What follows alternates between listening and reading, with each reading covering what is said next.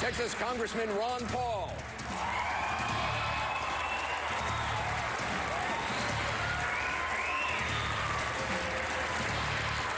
I'm Congressman Ron Paul from Texas. I'm the champion of liberty. I am the only one that has offered a balanced budget in a sincere method. And also, I present the case for a free society as being the best defense for peace and prosperity. Congressman Paul, you called his plan dangerous today.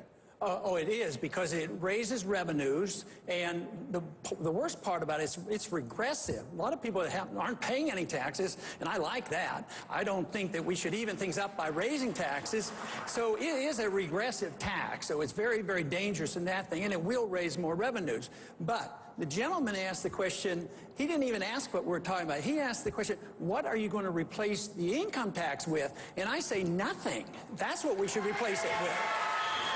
But I do want to make a point that spending is a tax. As soon as the government spends money, eventually it's a tax. Sometimes we put a direct tax on the people, sometimes we borrow the money, and sometimes we print the money. And then when prices go up, like today, the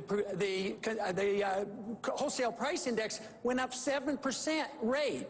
And if you look at the free market, the prices are going up 9 and 10%. So that is the tax. So spending is the tax. That is the reason I offered the program to cut $1 trillion out of the first year budget that I offered. Congressman Paul, there are some Latino voters who believe that some of these strong anti-immigration laws, anti-illegal immigration laws, are actually anti-Latino laws. What do you say to them?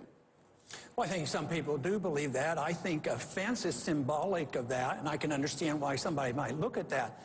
But when we approach this immigration problem, we should look at the incentives, and that are the mandates from the federal government saying that you must educate and must give them free education. You have to remove these incentives, but I don't think the answer is a fence whatsoever.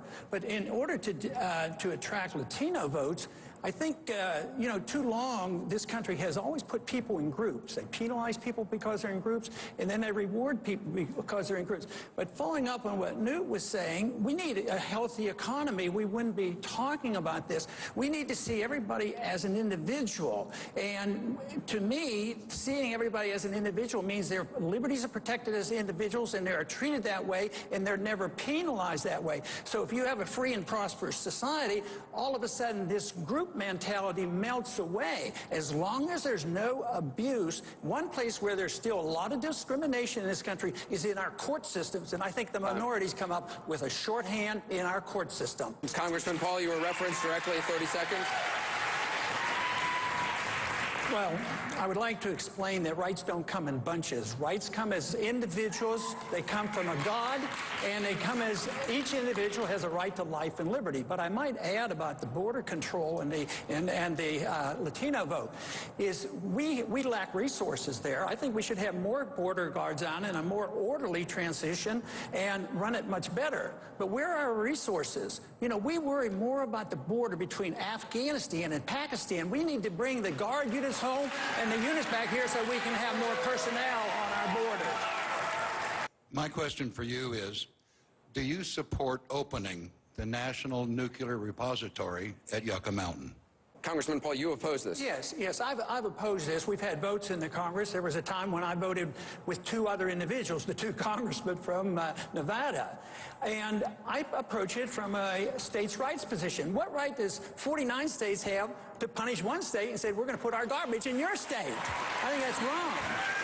But I think it's very serious. But quite frankly, the government shouldn't be in the business of subsidizing any form of energy, and nuclear energy, I think, is a good source of energy, but they still get subsidies. Then they assume this responsibility. Then we as politicians and the bureaucrats get involved in this, and then we get involved with which state's going to get stuck with the garbage. So I would say the more the free market handles this, and the more you deal with property rights and no subsidies to any form of energy, the easier this problem would be solved. Governor Romney, where do you stand on this? Congressman Paul was right on that. I don't always agree with him, but I do on that. Congressman Paul, you're correct when it comes to allowing the states to compete with each other. That is the answer to this. Congressman Paul, you've been critical of Governor Romney for holding fundraisers with Wall Streeters. Do you think he understands what the protest is about? Do you understand? Well, I think Mr. Kane has blamed the victims. There's a lot of people that are victims of this business cycle. We can't blame the victims, but we also have to point. I'd go to Washington as well as Wall Street, but I'd go over to the Federal Reserve. They create the financial bubbles, and you have to understand that. You can't solve these problems if you don't know where these bubbles come from. But then when the bailout came, and supported by both parties, you have to realize, 2008, Republicans were still in charge, so the bailouts came from both parties. Guess who they bailed out? The big corporations, the people who were ripping off the people in the derivatives market, and they said, the world's going to come to an end unless we bail out all the banks. So the banks were involved, and the Federal Reserve was involved, but who got stuck? The middle class got stuck. They got stuck. They lost their jobs, and they lost their houses. If you had to give money out, you should have given it to the people who were losing their mortgages, not to the banks. Mr. Kane, do you want to respond? He referenced you, so if you want to respond, you have 30 seconds. All I want to say is that Representative Paul is partly right, but he's mixing problems here. It's more than one problem. Look, the people, the banks, and the businesses on Wall Street, yes. The way that was administered was not right. Yes, the argument is the program was okay, but it was mismanaged. But I work on the assumption that government's not very capable of managing almost anything, so you shouldn't put that much trust into government.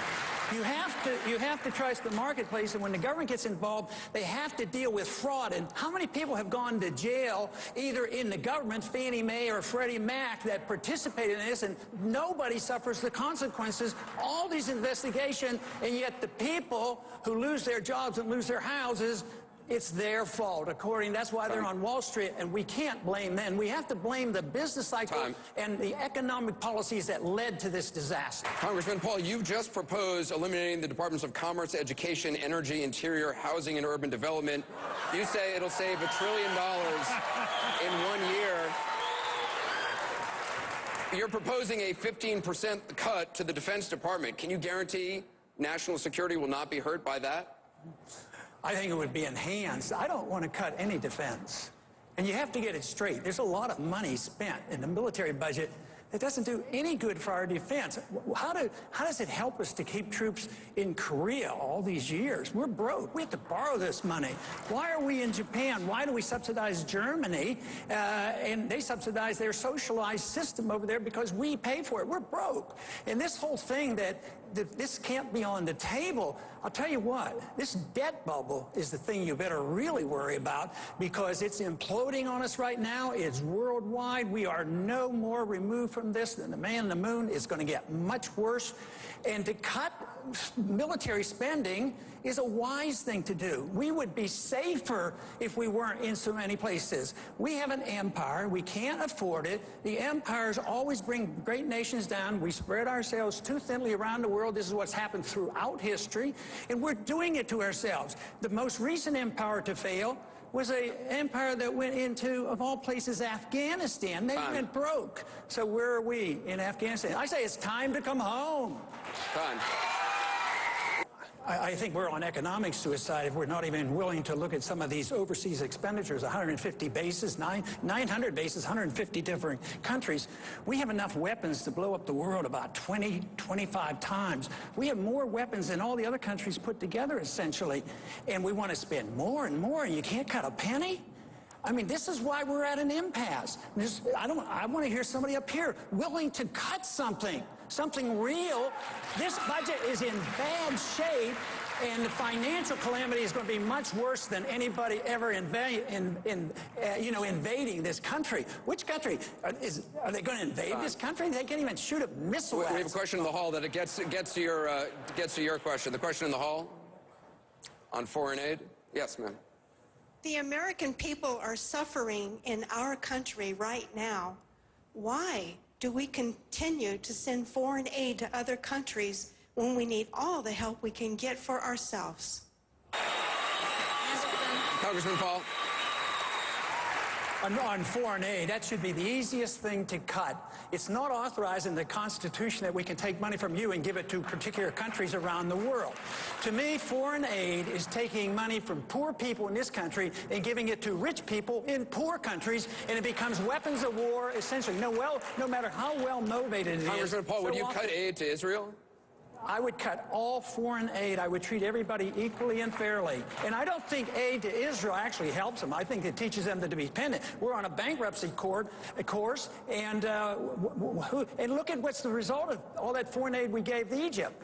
I mean, their dictator that we pumped up, we spent all these billions of dollars, and now there's a more hostile regime in Egypt, and that's what's happening all around Israel. That foreign aid makes Israel dependent on us. It softens them for their own economy, and they should have their sovereignty back. They should be able to deal with their neighbors at their own will. Should we cut foreign aid to Israel? No, we should not be cutting foreign aid to Israel. Israel is our greatest ally. The biggest problem is the fact that the president of the... My approach is an extension of the Reagan approach. Peace through strength, and which is peace through strength and clarity.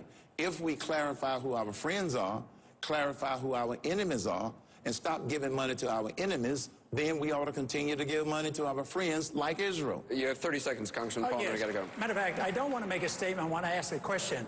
Are you all willing to condemn Ronald Reagan for changing weapons for hostages out of Iran? We all know that was done.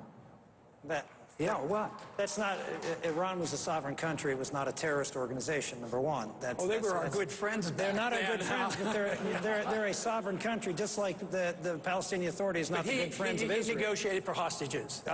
There's a role, we negotiated with hostages with the Soviet Union. Now, we've negotiated with hostages, depending on the scale, but there's a difference between releasing terrorists from Guantanamo Bay in response to a terrorist demand. They're all suspect. They're not terrorists. You haven't convicted them of anything. Then negotiating with other countries where we may have an interest, and that is certainly a proper role for the United States to do. We got to take a quick break. I want to thank all the candidates, the GOP candidates tonight. You get a chance to answer that, son. You didn't get a chance to answer that. I had the best.